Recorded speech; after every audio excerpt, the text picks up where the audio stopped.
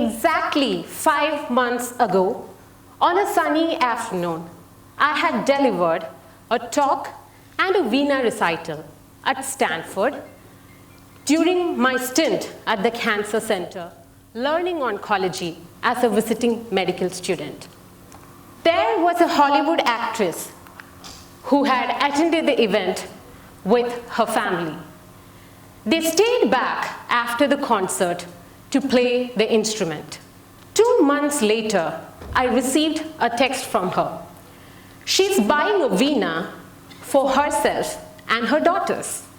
She added, "Thank you for introducing me to such an amazing healing tool. I'll be forever grateful." That fascination a Native American family showed towards an alien instrument which they have heard only once in person was my aha moment. I live in two profoundly different universes, medicine and music. I first got my tiny fingers on a Veena when I was 7 years old and have played ever since. That's around 18 years. But it was only in 2017 when I went to Harvard Medical School for an oncology clerkship, I realized about the depth and extent of collaborative research that's going on in music therapy, palliative medicine, and neurobiology. It was drizzling outside as I walked into the beautiful white column building to meet my mentor, the advisory dean of Harvard Medical School. Seeing my intense passion for oncology and music, he introduced me to a leading music therapist and researcher. That was the beginning. I was passionate about learning oncology clinically and academically from second-year medical school. 2 reasons. 1, science, the ever-advancing developments. 2, the large fraction of my time I spent with my patients. Those moments taught me to be thankful for every sunrise I wake up to. The diagnosis of cancer is emotionally challenging for patients in addition to the physical pain endured in many advanced malignancies. As I rotated several months at various cancer centers, I learned that every patient has a unique story. Stress and mood disturbance can significantly be haunting. It was a scorching summer of 1997 in India. I was 4 years old. Several nights, I got up from the middle of my sleep, listening to my grandmother yelling with immense back pain. She had acute lymphoblastic leukemia, a blood cancer. The expanding bone marrow with abnormal cells caused the pain. We played her favorite classical music in the new red tape recorder we had just bought. Not as much as an analgesic could, but it did some help with the pain. I'll sing an excerpt from that.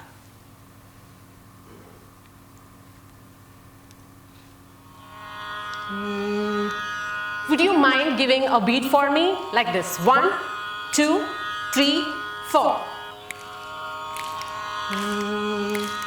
Mahadev Sutam Guru Guhanutam Mahadev Sutam Guru Guhanutam Mahatakoti Prakasham Shandam Mahakavyanatakadipriyam Mahakavyanatakadipriyam Sasanini Papa Mama Gaga Mama Riri Sasa Mahakavyanatakadipriyam Sasarere Gaga Mama Papa Dadanini Sasa Mahakavyanatakadipriyam Sa Ni Pa Ma Re Sa sa mahakavya natakadi priyam mushika vahana mudaga priyam palpama gama re sa ni sa pama gama pa dhani sa re gama ma re sa ni pama gama ni pama re sa ni pama re sa re gama ha ga napatim gama pani ni pama ga pama re sa ni sa gama pani sa re ni sa re gama pama re sa ni pama gama pa sa ni pama re sa. Although music and oncology are vastly different cultures, they are symbiotic. Both involve emotions and intimate human connections. Both have continuous improvisations. Being a musician taught me the secretness in human connections, and being a physician helped me create soulful music. They illuminate each other. How many medical students are there in the audience? Please raise your hands. Who is the god of medicine according to Greek and Roman mythology? That's correct. Did you also know that Apollo is the god of music as well? Interesting, isn't it? One of the most ancient evidences of practicing music therapy dates back to 3,000 years ago. Homer, the legendary Greek author, won laurels for successfully practicing music therapy in the field of surgery. Randomized controlled trials conducted at the leading cancer programs in the world constantly showed clinical music therapy has an effect in reducing pain, stress, and mood disturbance. These trials were conducted among various solid tumors and stem cell transplant patients. A meta-analysis showed brain structures whose functional abnormalities are implicated in the pathophysiology of pain, anxiety, and depression are the same structures whose activity is modulated by music. The psycho, neuro, endocrinology, and immunology of music-evoked emotions are an expanding and engrossing area of research in itself. Live instrumental music therapy has several advantages over the vocal. A few of them are an absence of a language barrier, presence of vibrations, and the ability to play in multiple octaves. Indian classical music has one of the most complex grammars in the world. The veena is a fretted, 7-stringed, plucked instrument with an origin around 1700 BC. The first ever published research paper on the veena's acoustics was in 1921 by Sir C.V. Raman, the Nobel laureate for physics. In the veena, the upper surface of the bridge is of curved metal and the strings leaves it at a tangent. The tones show remarkable and powerful series of overtones which gives a bright and pleasing quality. He also found that the bridge of the veena is cunningly constructed, that the Helmholtz law, the position at which the string is plucked cannot be a node, is violated. The veena produces innumerable harmonics, making its sound closest in harmonic content to the human voice. A striking comparison drawn between the structure of the veena and human anatomy is mentioned in a book published in 1936. The 24 frets are compared to the presacral vertebra, the strings are compared to the spinal cord, the primary resonator is compared to the brain, and the dragon head is compared to sacrum and coccyx. Both the human vertebral body and the frets of the veena thickens caudally. The most inspiring compliment I have received as a physician-musician is from the attending physician and oncologist whom I had worked with at Stanford. On the day of my recital, he was on call, which means He is the attending physician for all the cancer cases coming to the hospital, admitted and referred. 24/7 on-call service for a month. I was so honored and surprised that he still made it to my recital for 15 minutes. Later, when we met at the clinic, he said, "I was busy the entire day. Sorry, I couldn't listen to you play longer. I got a page and had to rush, but the time I was there, I closed my eyes, listened to your music, and could forget everything else." Let's contemplate the structural and acoustic uniqueness of this instrument and let our auditory cortexes have some firework. Before I play, I want you to close your eyes.